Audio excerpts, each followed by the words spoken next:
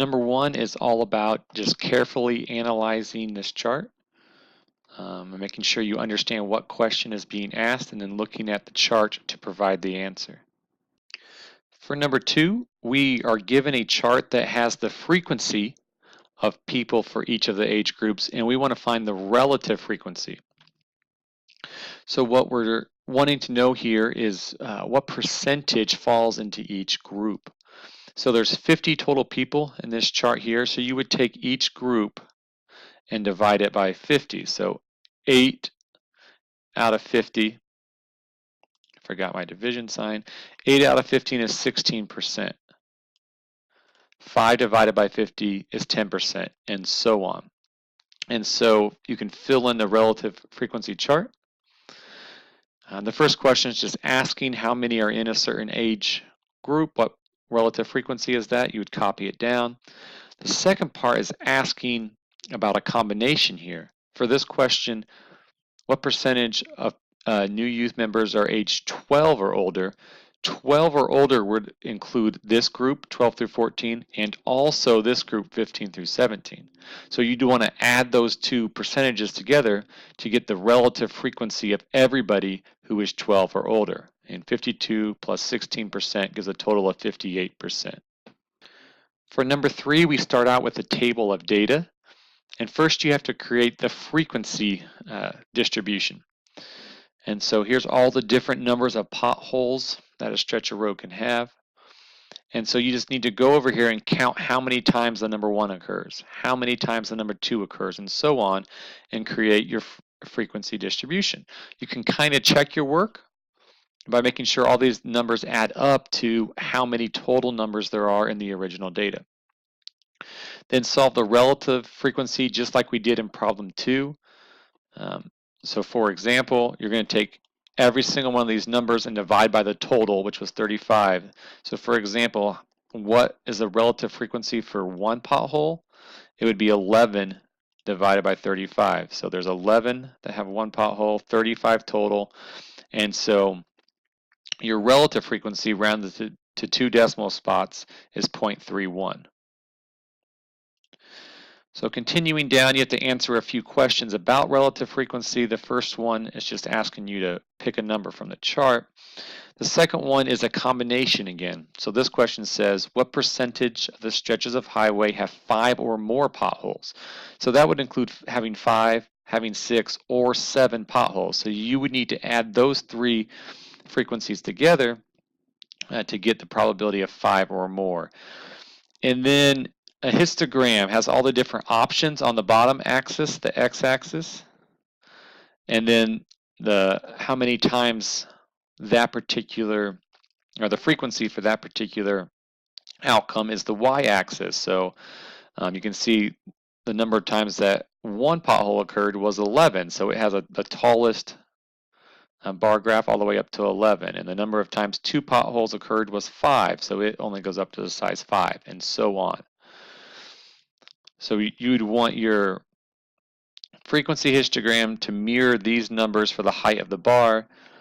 And then you're going to notice your relative frequency histogram will have the exact same shape as the frequency histogram. So the correct answer for the relative frequency, oh, I clicked on the wrong one. For the relative frequency histogram has that exact same shape.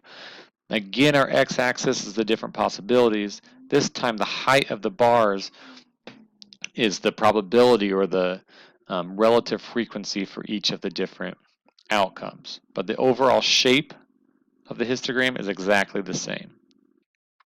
For number 4 here, well, you would need to look at the data for college enrollment, and then you're going to draw a time series plot, which just means that along the x-axis, you would plot all the years, all the time, and then the percent enrolled for each given year would get plotted, and then you connect the dots to see how the percent enrolled has changed over time. And in the second part, you want to answer a question about the overall trend of that graph. For number 5, we have a question about the mean. If you sold a total number of ads for a total amount of money, what's the mean price per ad? Well, to find the average of something, you add up all the individual costs together and then divide by how many there are. We don't know what the individual costs are, but we do know that they all add up to 175. So for finding the average, we would add them all together. We know that equals 175, and then divide by how many there are. And there was a total of 67. So doing that division then gives you the average or the mean for the price per ad. For number 6, you're calculating mean, median, and mode for a data set. And so for mean, you add up all the data and divide by how many there are. For median, you have to arrange them in order first from smallest to largest, and then find the one exactly in the middle. If there's 2 in the middle, you would average those 2 there in the middle, and that'll occur if there's an even number of data. Since we had 9, which is an odd number, there's exactly 1 value in the middle for the median. And the mode is whichever one occurs the most.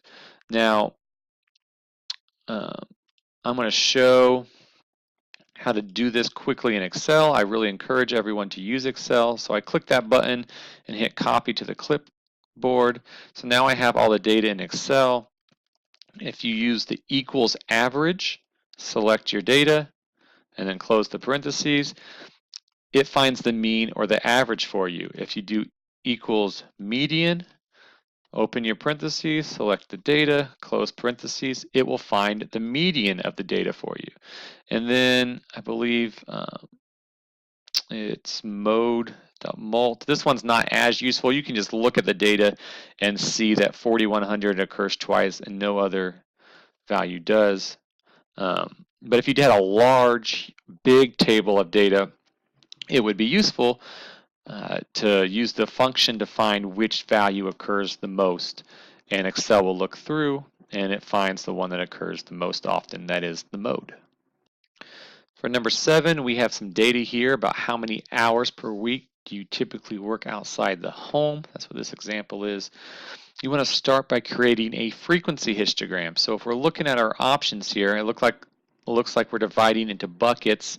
You can look at the bottom x-axis to see our buckets are 0 to 5, 5 to 10, 10 to 15, and so on. So buckets of size 5, you just need to go through and count how many data values fall into each bucket, and then you can get the shape of your histogram. So you also want to calculate the mean and median. You can do that using Excel, like I showed for problem number 6. Copy it to your clipboard. I'm hitting Control-C here to copy, and I'll just delete everything in Excel, Control-V to paste, and there's all my data. Equals average, select all your data, and then close the parentheses. And then when I hit enter, there is my average, equals median, select my data, close my parentheses, and there is the median. So you want to look at your histogram and decide what is the shape. So symmetric means that there's more in the middle, and then it kind of tails off evenly to both the right and the left. And this would be an example of a fairly symmetric histogram. This one would also be pretty close to symmetric. This one right here is what we would call having a skew. So there's definitely a tail that's going further in one direction than in the other. This one would have a skew to the left because the data seems to keep tailing off to the left. So if the data is symmetric, that is when the mean is the best measure of the central tendency. The mean takes every single data value into account, and so we really like to use it for the measure of central tendency, and so it's typically the best measure is the mean. When the mean is not the best is when we have a skew, and the reason being is the mean does take every data value into account, and so the data values that are way off in the tail, if the tail just keeps going on, those are called outliers, and those get calculated into the mean, and they're going to pull the mean away from the bulk of the data towards the tail. So the average will be a little further away from the actual center of the data because the tail is pulling it towards the tail. But the median doesn't get affected as much by the outliers. It'll still be a little slightly towards the tail compared to if there was no skew. But the median is just really a better measure of the center of the data when it is skewed either to the right or to the left. This is one example. One reason, if you ever heard an example of household incomes, you'll typically hear what the median household income is. And that's because if we looked at the average or the mean, it would be way higher than what a typical person makes. It wouldn't really reflect the data. And that's because millionaires and billionaires and all of those people who make a lot of money, they get calculated in the mean. And so that including them in the calculation is going to pull the mean up higher towards that right tail skew when it comes to income. The median, though, when it comes to income, is still pretty fairly right in the middle where most people are earning